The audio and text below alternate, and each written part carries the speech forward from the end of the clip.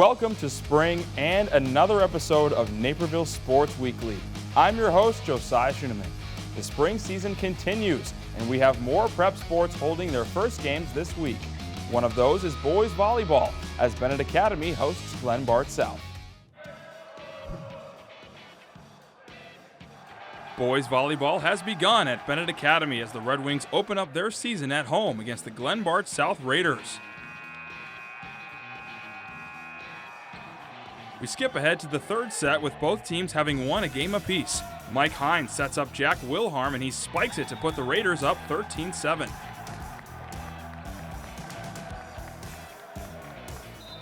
Bennett on the return, and it's Hines again, this time setting it to Tristan Sunthala for the kill. They extend their lead to 7.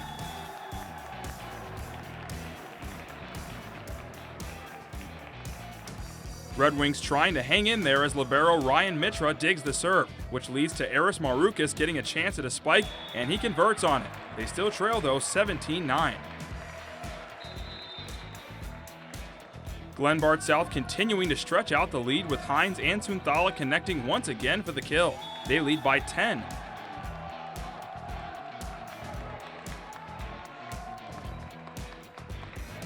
Bennett not going away as Thomas Galbraith sets up Dominic Shekshkovsky for the powerful spike that bounces all the way to the stands. The lead is now 20-12 Raiders. A few sequences later, the 6'7 lefty tries the tip, but the visitors are ready for it. However, Ben Zima looks for the kill, and Shekshkovsky blocks the attempt. The deficit is down to 5.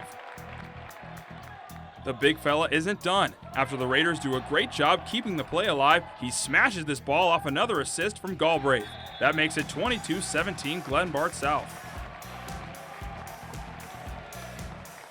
Despite the Bennett rally, though, the Raiders are able to hang on as Mike Hines sets it to Zima for a nice tip. They go on to win the third set 25-20 and get their second victory of the season, spoiling the Red Wings season opener. Coming up, we show you softball for the first time here on NSW. Oh no, I think I lost my debit card. Okay, don't panic. Don't panic, we're in a mall. Some stranger's probably tapping new shoes, tapping a washer-dryer combo, just tapping everything in sight. It's okay, just tap your phone. With BMO, you can use your phone to freeze and unfreeze a lost card. I can? And you can always get a new card instantly at a BMO branch. I got my tap back. You ever seen someone this excited about a debit card before? Oh yeah. Oh. Not this excited. When a bank gives you instant peace of mind, that's the BMO effect. Oh yeah, I'll take one of your specials, my man. There you go, princess. We were there when you explored questionable street meat. Maybe read the reviews next time? We were there for that. And we're here for everything else. Here it's personal, because we get to know you. We move to the Diamond for the first time this spring. We check out softball with Waubonsie Valley hosting West Chicago.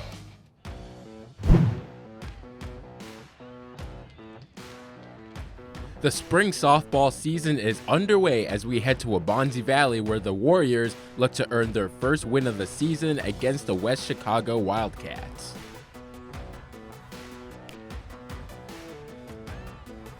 The Wildcats waste no time getting on the board first as Sophia Tack makes solid contact, hitting the ball into right field and sending it over the fence. West Chicago takes a 1-0 lead early. West Chicago continues to get on base as Scout Gallagher's bat finds the ball, ending up in the outfield, and she makes her way to first base.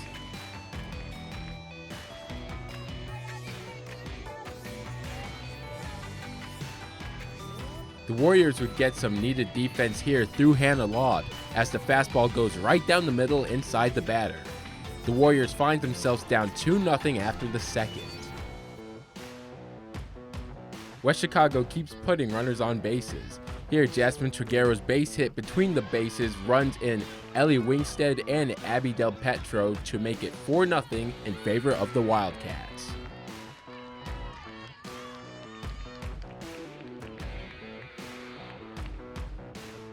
Warriors, despite the deficit, continue to give effort as outfielder Gia Colbert locates the pop fly off the bat of Gallagher and reels it in to end the inning.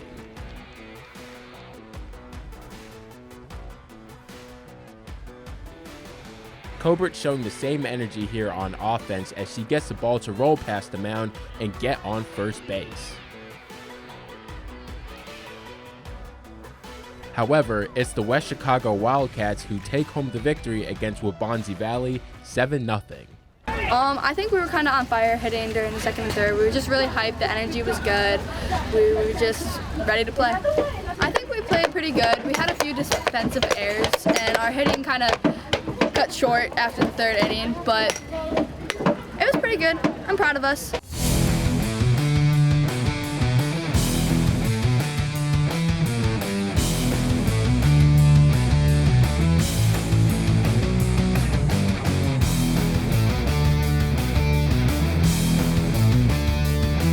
For the play of the week, it's Dominik Krzeczkowski being a force at the net. Thomas Galbraith sets him up, and he rises for the powerful spike that ends up bouncing to the stands. What an impressive kill by the 6'8 junior. Good luck digging that ball.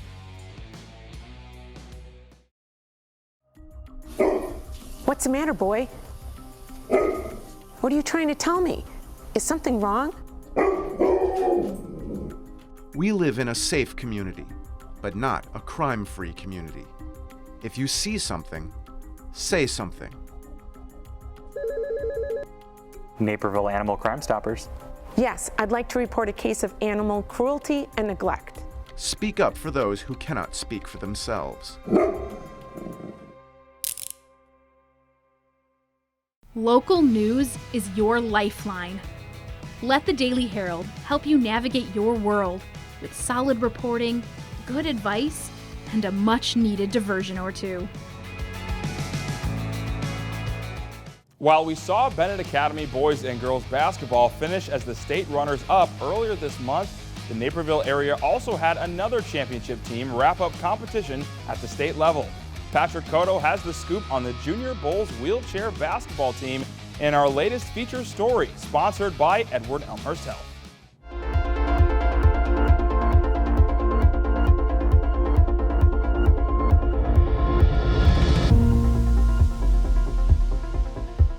March is always an exciting time for basketball players and fans. It starts with the IHSA Girls and Boys Basketball State Series, followed by the beginning of March Madness in collegiate basketball, giving every team a chance to punch their ticket to the big dance. However, another basketball team in the state of Illinois has been making a lot of noise this time of year in recent seasons. The Synergy Junior Bulls, a Synergy adaptive athletic team out of the wheelchair basketball division, won their 12th IHSA state championship earlier this month.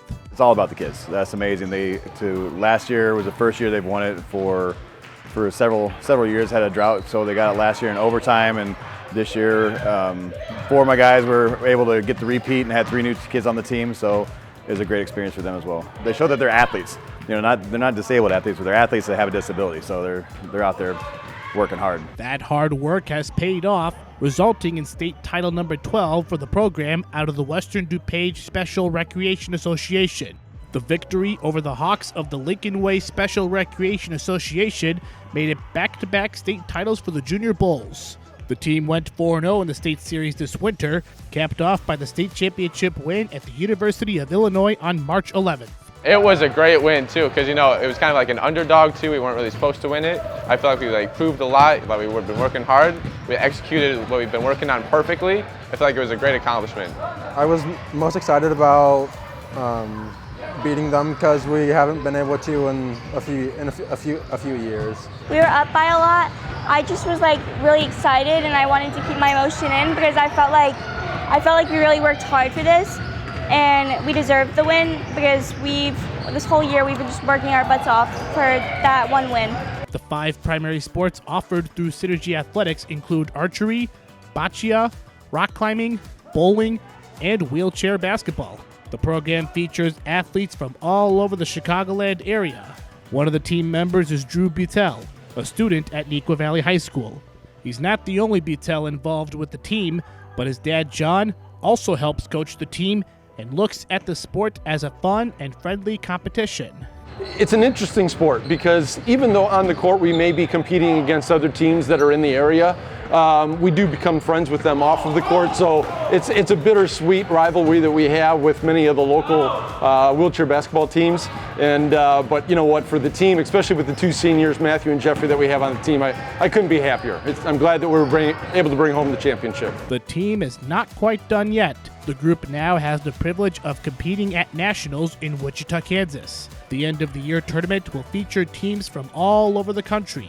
It'll be a great learning experience for the kids on some of these teams that we don't know what to expect. You know, are they fast? Are they good outside shooters? Do they know the fundamentals of basketball? And just to see how the kids are going to be able to react. No matter how far the team is able to advance at Nationals, the Junior Bowl State Championship run has already cemented an unforgettable year for this group of athletes. For Naperville Sports Weekly, I'm Patrick Cotto. After the break, we got water polo action here on NSW. Oh no, I think I lost my debit card. Okay, don't panic. Don't panic, we're in a mall. Some stranger's probably tapping new shoes, tapping a washer-dryer combo, just tapping everything in sight. It's okay, just tap your phone.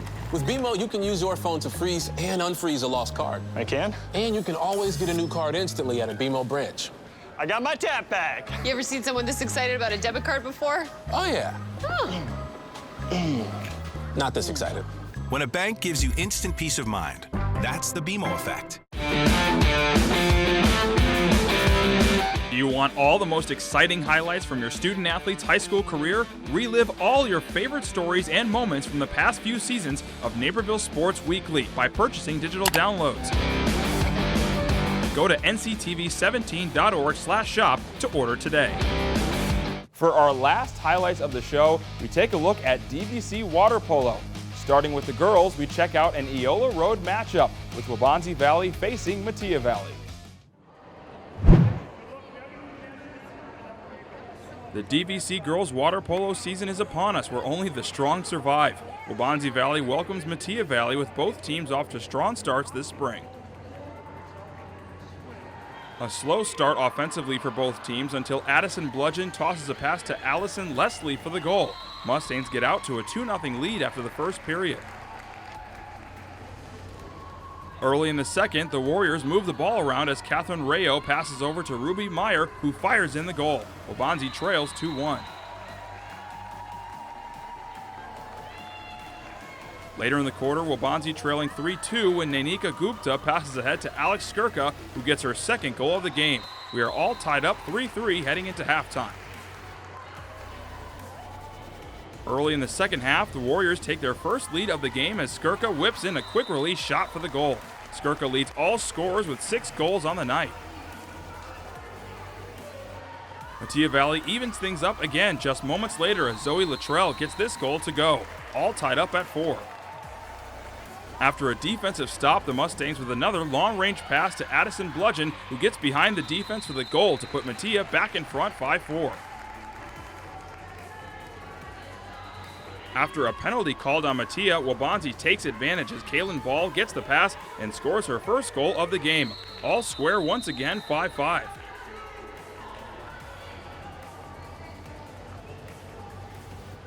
Near the end of the quarter, Kira Henkel skips a pass just under the arm of Gupta to put the Mustangs in the lead 6-5. Time winding down in the third, Luttrell tosses to Allison Leslie, who scores from way downtown. Metea Valley creating some separation with an 8-5 lead. Mustangs leading 9-7 now. Marley Schroeder chases down this pass and scores on the spin move to put the black and gold back up by 3. Waubonsie Valley looking to make one last push, but Juliana Carter makes the save on the Alex Skirka shot. The goalie then finds Addison Bludgeon down on the deep end of the pool for the goal to clinch the game. Metea Valley picks up DVC win number 1 after a 13-8 victory over Waubonsie Valley.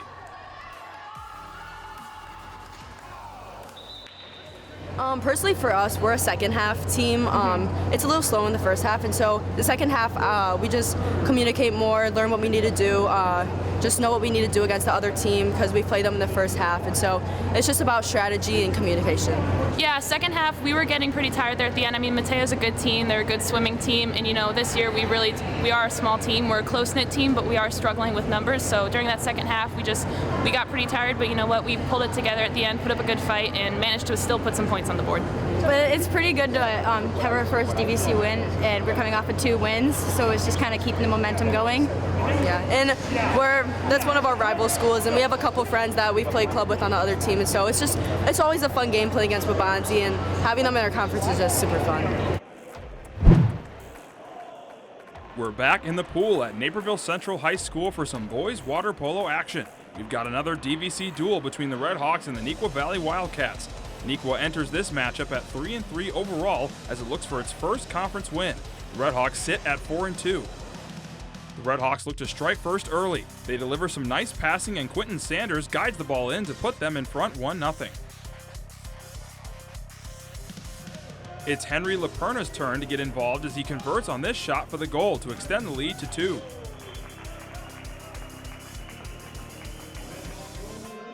Still in the first quarter, Neuqua Valley trails 3-0 but is looking for a spark on offense. Declan Puaz puts some power on this throw and gets the Wildcats on the board. They trail 5-1 to end the first. To the second quarter we go, and it's Laperna looking for his second goal. He's able to get it, and the Red Hawks go up by 5. Central gets called for a foul, and it's a penalty shot for the Wildcats. But Ross Desir saves Austin Olson's shot for the Red Hawks to maintain their lead. That would not deter the Wildcats, though, as they continue to push. Declan Puaz scores his second goal of the game, and they trail 7-2. The clock is winding down the second quarter as the Red Hawks push for another goal. Mason Schmidt delivers a nice lob shot as time expires. They lead by 6 at the half.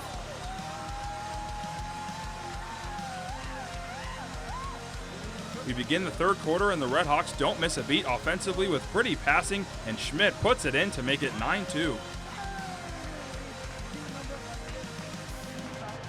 Chris Cottrell feeds it to Gino Valenti, and he gets this skip shot to go. The Wildcats trail 10-3 as we move into the fourth. Ross Desir delivers a long pass to the other end of the pool as his team looks to take advantage. Mason Schmidt lobs it towards the net, and Quentin Sanders taps it in for a hat trick. The Red Hawks cruise to a 12-5 win at home and remain undefeated in conference play.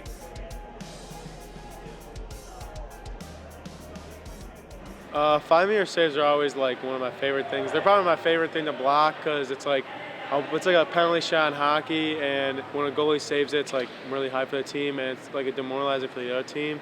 And whenever I block one, it's always just like a big like hype moment for the team, I guess. I really think that defensively we did really well coming out in the press, and we were really able to keep them from moving around the ball a lot. Being able to keep strong offense presence without we turned over the ball a little bit, but it's all right. It's something we could work on. After a 1-1 stretch in the previous week, Waubonsie Valley swims into enemy territory with a 7-1 record and is in search of that first conference win. That test comes against Metea Valley, who sits at 3-2 on the season. Warriors are up 1-0, but Sam Simsheimer aims his shot and just gets that ball in to tie it up. The visitors take it right back with an aggressive Aiden Mahar wet shot. 3-1 Bonzie in the second quarter, and Daniel Niv does it all himself by dribbling and scoring to extend the lead. Mustangs pass it around on the attack until Yusuf El-Toni catches PJ Bartson off guard with the goal to make it a 4-2 deficit. Quiet start for Cam Sensulo, but he just needs a goal to wake up, so he gambles from long distance, and it's good. Warriors want some more scoring before halftime, so Ben Meyer come on down. Waubonsie takes an 8-2 lead at the break. Metea turns it around in the third. It's El-Toni again with another goal to put his team within 5. Next time around, they punch in another one with Simsheimer as he and El-Toni score all of Metea's goals. They inch a bit closer, down 9-5. Jude Caruso steals back the momentum by looking for someone to share the ball with, but he'll just throw it in himself. Sensulo searches for a target, so he gets the ball to his best friend Charlie Drohan and scores. Warriors go on an 8-0 run to seal the game, and Sensulo concludes his 7-goal night with the dagger. Waubonsie Valley takes it 17-6. When it gets close like that, we all, tend to calm ourselves down and settle in and focus on the big picture and realize a goal's a goal, we can get past that, we can get more, so we work with it. We know who their heavy hitters are, so it was Yusuf, some of their bigger guys. They can outswim us, so we knew we had to play defensive. We had to kind of lock down their individual guys, and so that's kind of what we did. We shut them down. We shut down their heavy hitters. Was the game plan. We got to keep moving. Our coach preaches it all the time. We have to keep moving. We have to keep driving because that's how you get kickouts and ejections. And then once we get those, we have to capitalize on those as well. Our percentage this season is not that great, but we're coming off 2 weeks of straight games, and now we have 2 weeks of straight practice, so we're looking to get better, practice hard through those. We're at Neuqua Valley for a DVC water polo matchup between the host Wildcats and Naperville Central. Both teams are looking to gain some momentum before spring break next week. The Redhawks have started the year well and head into this one undefeated. The first minute of the game sees the Redhawks with a 2-0 break. Ali Gachuni takes it all the way herself for the goal to put Central up early. Central now up 2-0, and some stingy defense creates a goal for Juliana Russo as she throws it past the goalie.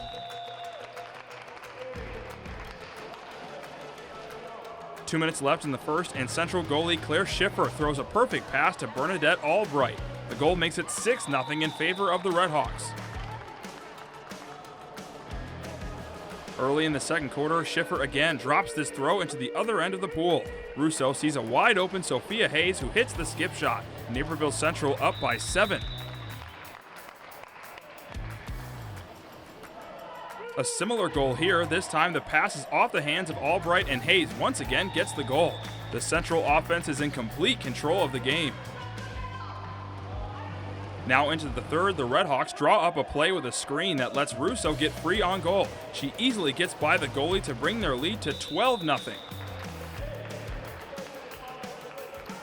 Central's Bethany Towers gets the ball inside to Sydney Famiglietti, who spins off the defender before passing it off. Kaylee Schiffer is there for the goal, and it's now 14-0. Under a minute later, the Wildcats are able to break through on the scoreboard. Phoebe Puax gets the ball past the Redhawk goalie, but it's Naperville Central coming away with an impressive 14-1 win. The Redhawks stay undefeated and will take on Lyons Township on Thursday night. I'm really proud of my team, and I'm confident at where we are in the season right now.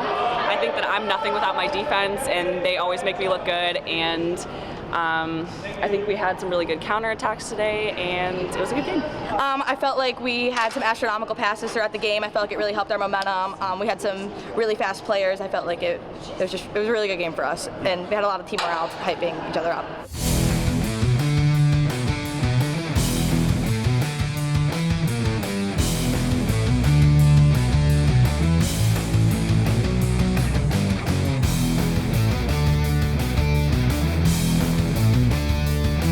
On this play of the week, we got Allison Leslie showing she can make shots from anywhere in the pool. She takes the pass from Zoe Luttrell and scores from way out. What a shot from Leslie as she makes it look easy and continues to impress in the water. That'll do it for the show this week. Next week, while our schools take off for spring break, we'll be here to bring you more action on the diamond with baseball and softball. Don't forget, we're always online. Check us out on our website for extended highlights and stories at nctv17.org. You can also find us on social media at nctv17 on Facebook, Twitter, and Instagram. For Naperville Sports Weekly, I am Josiah Schuneman. See you next week.